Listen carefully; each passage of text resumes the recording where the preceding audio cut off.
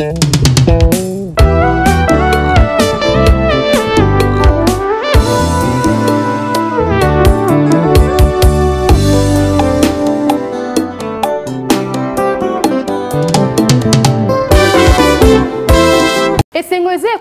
vous avez bien le poste téléviseur na bino pour na cause la magazine BNB oyo préféra oyo ngai Véronique Bimanga na zana sengo mingi ya ko présenter yango tikala souhaiter bino bolanzi malamu.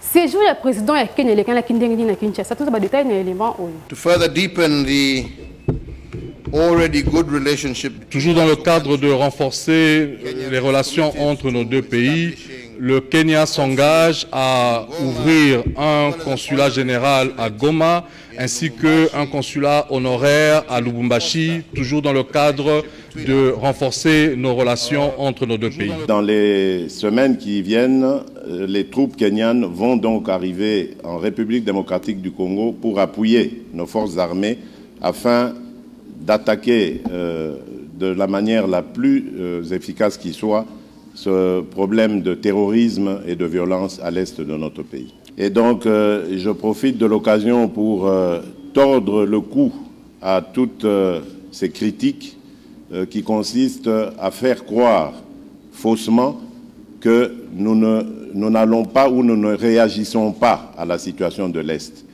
Je demande à tous de bien se tenir parce que notre riposte sera impitoyable et jusqu'à l'éradication totale de cette violence à l'Est.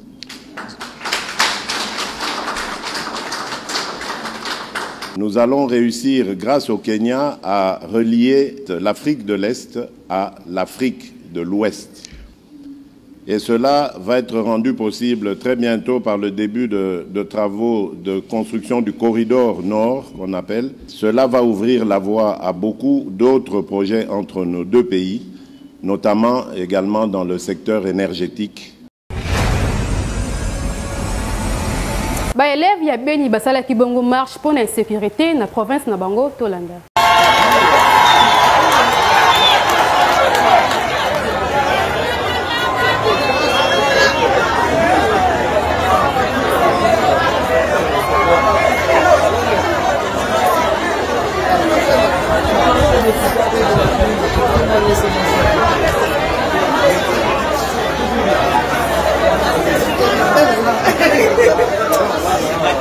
Avisement.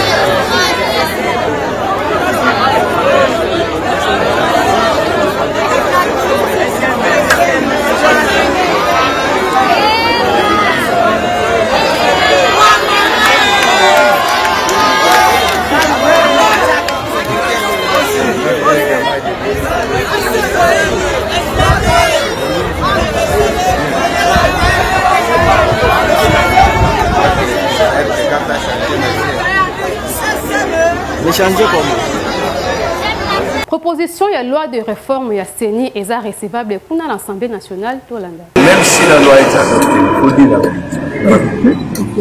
Nous avons un problème, peut-être ça peut être problème de culture, de gouvernance.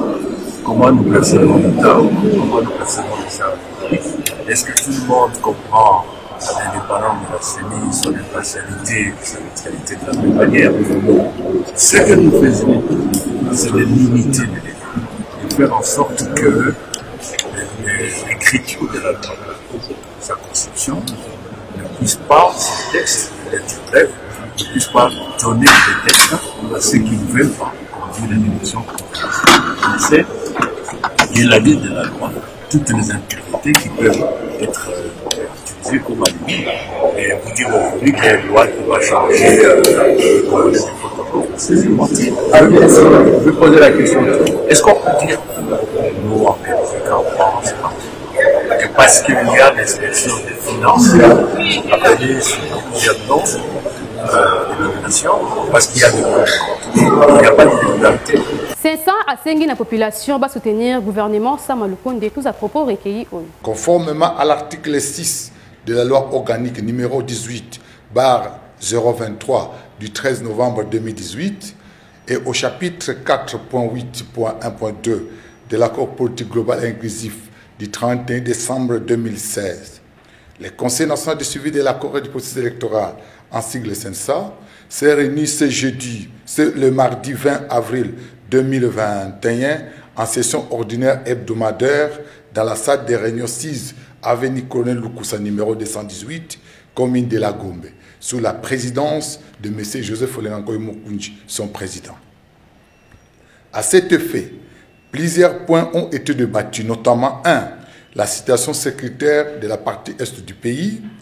2. La situation politique du pays après la publication du gouvernement de la République. 3.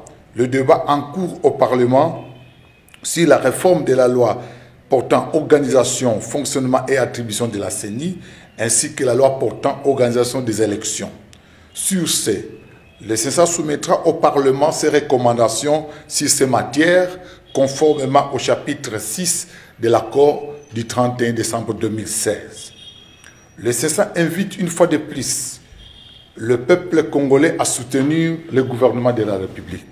Par ailleurs, le CENSA recommande au gouvernement de la République de mettre à la disposition des médias, tant publics et privés, des moyens conséquents qui leur permettront d'adapter leur grille de programme en vue d'une mobilisation accrue de la population à la conscience citoyenne, à la cohésion nationale et à la cohabitation pacifique pour le retour de la paix au pays, particulièrement à l'Est. Willy Bakonga, ancien ministre EPST, à l'Obaka qui a détourné jamais un bon l'État, tous doivent extrait au yo. Yo, Maman Sylvie, s'il vous plaît, Maman Sylvie Nangaï. Ba détourner, au moins, ba tomosusu, mais ba enseignant, mbongo naye, au détourner yango. Mais on connaît la pongite. Hein? 62 milliards, il y a enseignants. Ou aza komona pasi. Ou azali metteur en scène, il y a gratuité. Ok, de détourner mbongo naye. Mais on connaît la terre. Tous à bongo réaction population par rapport à l'arrestation, il y a Willy Bakonga. Président Félix,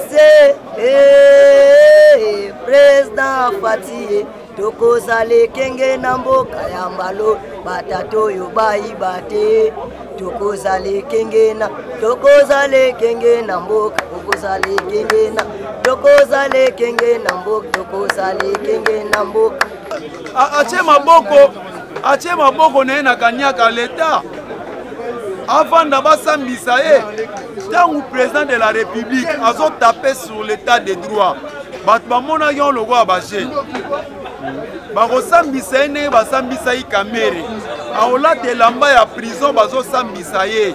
C'est ça l'état de droit auto bando lukana mboko nde yango yo ngai na botami nataka sambi na ndenge na kombo ati comment na basambisi ministre. Bon, suite à mbongo soki zonga obezonga te c'est wana pesi devoir na justice soki zonga kate na sengi na justice ba ndo sa musandenge sengeli bokangi mutu ayibi mbongo azongisa mbongo nyoso na kesa leta wana na pesi devoir na justice atika bango te ko bia kangi onde bakangai kamere ba tienda prison ale mbongo tikali ya kamere kaka jamais yaki Willy Bakonga likoki Willy Bakonga ya monaki lokola ndeti ba fanti ba osese ba je or qu'il y a qui m'a ramené solo. Malgré ça, nous avons la diplomatie à président Félix Tshisekedi Tshilombo. On a monté que tu as ça musala. Maman na diplomatie. Brazzaville est bénié. Que nyangala kata wana za ngambu ya Brazzaville.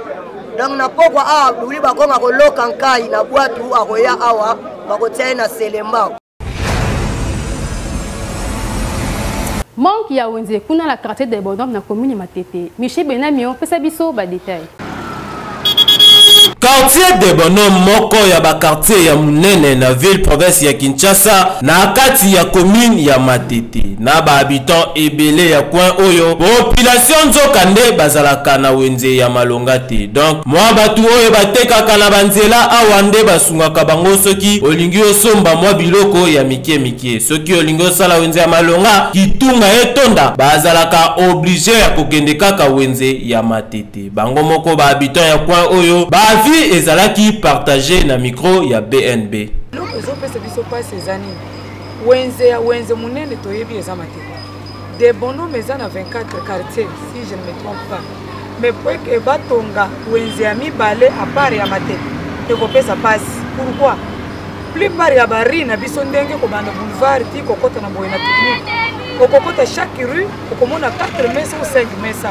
Ezaka ba mama baza zinga bazi tout polo ya prince muto abimisi mwa wenze ka pone eleko. Peut-être ba pesa ke ka mwa mbongo acha provision amoni ekosila. Na bimisa mwa masangu di bikolo na cha na mesa na teka na mona profit kolia ko esila te.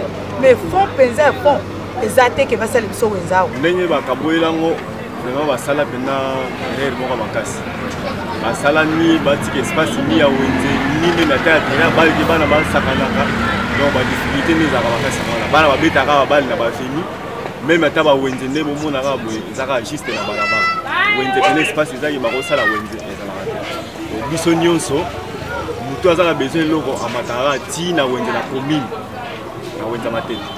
Moi biloko mikemike nde yango esukelaka na quartier. Donc soki moyen ezali bakocreye mwa espace moko na kati ya debonoma basali mpe wenze ekoki mpe kofacilité eza mpe bien mpe ya l'État oyo okota mpe recette ebele na kati ya kese ya l'État. Olezala awa epa na biso moko tolongwa awa tokosomba yango kote mosusu na batransport na babiloko. Donc susi pene ezaka makasi batiela biso ya biso mo awa ke tokobanda lisusu kodepansa batransport atiela biso ata wenze mo ata ya munene makasi te ata ya mwa moke essentiel esunga biso esoutenir biso. Bakonzi ya ville province ya Kinshasa ba habitants ya quartier de bonhomme bazali na posa ya wenze. Donc marché moko ata ya mukie ekosala bango bien makasi po komona quartier munene boye kozanga wenze. Et à normal temps, oui. Pour nous zinga ezana etamo ko ya mabe makasi edite zide a signé reportage oyo. Tozali awa na avenue Lusanga na quartier télévision, plus précisément na commune ya Masina. Pon oyo ekaboli. Quartier T na quartier M Masina. Eta nango eza malamu te suite ya ba mai ya mvula pe manque ya canalisation d'eau. Selon population, awa soki mvula ebeti, ba dégâts ya makasi esalimaka. Bandako kweyaka, bana batiolaka biloko edindaka. Na miko ya Ben Bemang boyoka communication oyo bukinda kunyonso bana bacholi biloko nyonso na ndako echoli yaya toluka ka muntu abonsika place to mone moya ko vendre place à bien yaya to lembi makasi vraiment to lembi baya bonse biso po to bande ko lege place à bien yaya ba mapangu nyonso zo mona oyo ekweya ba biloko ebeba lokola na mboko oyo to bizo mituna biso population to lobi na mboko oyo to zaka na ba na mboko oyo tozaka na bakonsite bazaka na mboko te to votaka bango balingi kotambolaka na bajip biso siko population to banda ko souffrir boye awa tozana kata kin lokola tozana bamboka moko boye ba village moko tango bakendaka bamboka ya mindele bamonaka bamboka na mindele wana ndinga batongi l'état congolais atala vraiment passion oyo po ke biso na bakongo biso bakongolais to votaka bango po ke bango bana kotambola bajip bana kotala bolala babisika moko ya banda ko climatiser biso ba population to banda ko souffrir te. Bourgmestre ya commune ya Masina Toussaint Kapuku. Population ya quartier oyo balancer ba cri d'alarme na bango epai na yo vraiment ceux qui bosali quelque chose awate to éviter ceux qui population oyo ba kosuka wapi na ba inondation ya makasi boye po komona boye eza normal te. Mbile kotokisa ecommune impact moko na ville province ya Kinshasa. Vous êtes yala a signé reportage oyo. Mbila batokisa oyo et commune impact moko la ville province ya Kinshasa comme pas possible kobanda 100 francs 200 mata oza mobimba donc banda kananu basokoli yango bien batie na moto ebeli kitoko après babakisi mwa sucre ndenge ezongala boye batu oyo baliaka yango bayebi goût na feeling oyo mbila ya kotokisa ezalaka na yango boyoka communication na kopesa conseil ba maman bavanda wa bazoba ata oteki mai okozwa mbongo ata oteki mbila oyo okozwa mbongo mosala soni eza lisude bapapa misala eza te soki ovandi bana baovivre ndenge nini tosomba nde siko totokisi mpo toteka mpo tosungama nango toteka boye biso totanga na ekole ya privé basenga minerval ango toteka mbila mpo tofuta minerval napekisa bango esika bakebunda babotola bateka ata oteka mpo esunga bango. Sœur Marisa Kinanga sali biso nzembo kitoko tozwa extrait oyo.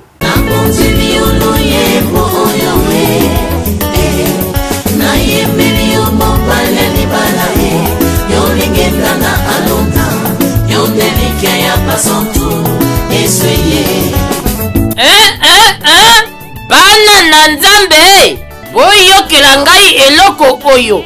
Sœur Marisa Kinanga, chantre de l'Éternel, amemeli biso nzembo kitoko na titre oyo asaleli ngai oyo Yesu Masiya asalela ngai loyembo kitoko boye mingi ya koloba te bino moko boyoka eloko oyo.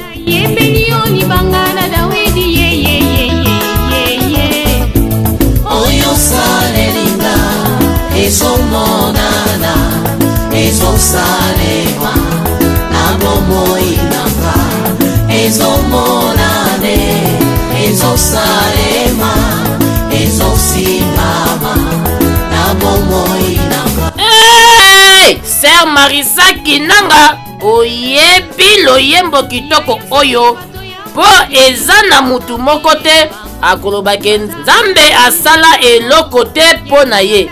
Yango rezo ya kitoko ya kokumisa Nzambe koyembela ye po yende aza mokeli na biso. Shanja bomoi nanga lolenge ya kozala ngasa e abongola bomoi nanga o Yesu yoe.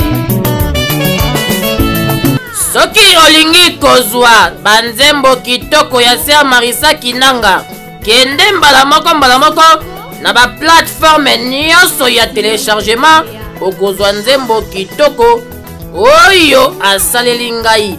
Hey, Sœur Marisa Kinanga batika yo kende liboso po mongongo yembeli eza mongongo ya banzelu tika bo savure nzembo kitoko oyo po Nzambe asala mingi na bomoi ya motuntu.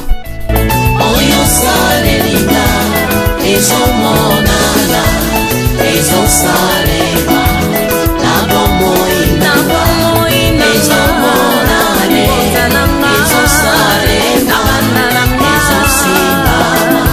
Tokomi na suka ya basango na biso ya poko ya lelo nga nazalaki na esengo mingi ya kopresente bino numéro ya sika magazine obo préféra kolanda. Na sima ya caméra nazalaki bongo na Gauthier Kele les garçons frais. Na montage ya Vini Mokono toujours na coordination ya Yemei. Les coordonnateurs le plus gentil de l'Afrique centrale Baudry Kanda Baxela Kaye l'autorité morale Ngaina Bino Tukutani Mbala Sima. Au revoir.